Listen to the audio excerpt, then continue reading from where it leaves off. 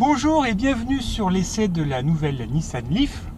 La Nissan Leaf, c'est un produit important puisque la première génération du modèle était tout simplement la voiture électrique la plus vendue au monde.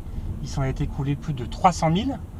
À l'échelle de l'industrie automobile, c'est pas énorme, mais pour une nouvelle technologie comme celle-là, ça montre que la voiture électrique progresse quand même. Sur la nouvelle Nissan Leaf, qu'est-ce qui change? Beaucoup de choses, même si c'est l'ancienne plateforme, même si c'est le même moteur que l'ancienne. Malgré tout, il y a une nouvelle batterie qui fait désormais 40 kWh, ce qui commence à être vraiment beaucoup. Ça permet à la Nissan Leaf de revendiquer une autonomie en cycle WLTP de 270 km. Alors il faut bien comprendre qu'un cycle WLTP est plus exigeant que le NEDC, sur lequel a été mesurée l'ancienne Leaf.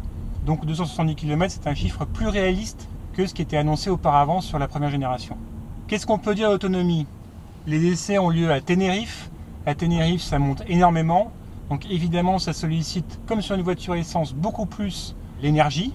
Donc on n'a pas pu faire aujourd'hui 270 km. Par contre, on a pu mesurer l'autonomie à peu près sur un parcours autoroutier. Et on a pu réellement se rendre compte que l'autonomie ne baissait pas de façon extravagante à 120-130 km/h comme elle pouvait le faire sur les modèles plus anciens. Donc il faudra remesurer tout ça sur nos bases à Montlhéry. Mais a priori, les promesses données par Nissan sont tenues. Qu'est-ce qu'on peut dire de plus sur la Nissan Leaf? Eh bien qu'elle progresse énormément en termes de finition. Auparavant, la première génération, les plastiques étaient un peu durs, les assemblages étaient moyens. Globalement, c'était quand même pas fabuleux. Et là, aujourd'hui, on a un niveau de qualité, un niveau de présentation de plastique qui est vraiment au niveau on va dire, d'une bonne compacte.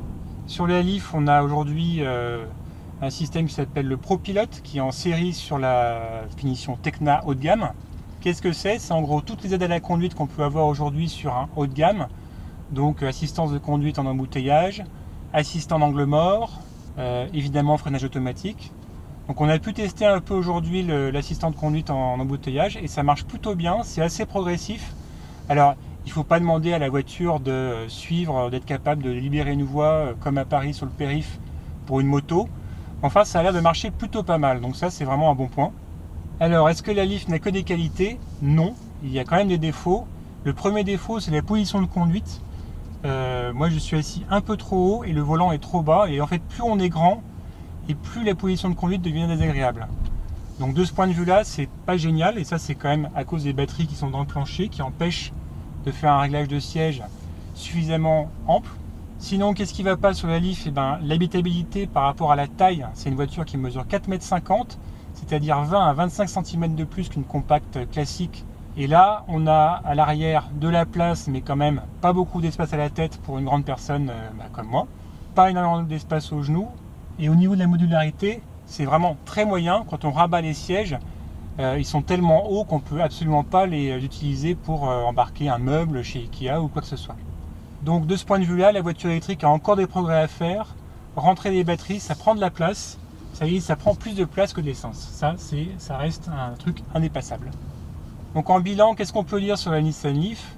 Qu'elle n'est pas encore tout à fait l'alternative à une voiture thermique classique. Donc il faut vraiment bien réfléchir à l'usage qu'on veut en faire avant de l'acheter. Néanmoins, si les voitures électriques continuent à progresser au même rythme que le fait la Nissan Leaf entre la première et la deuxième génération, on peut vraiment espérer d'ici quelques années avoir une alternative réellement crédible à un modèle compact thermique.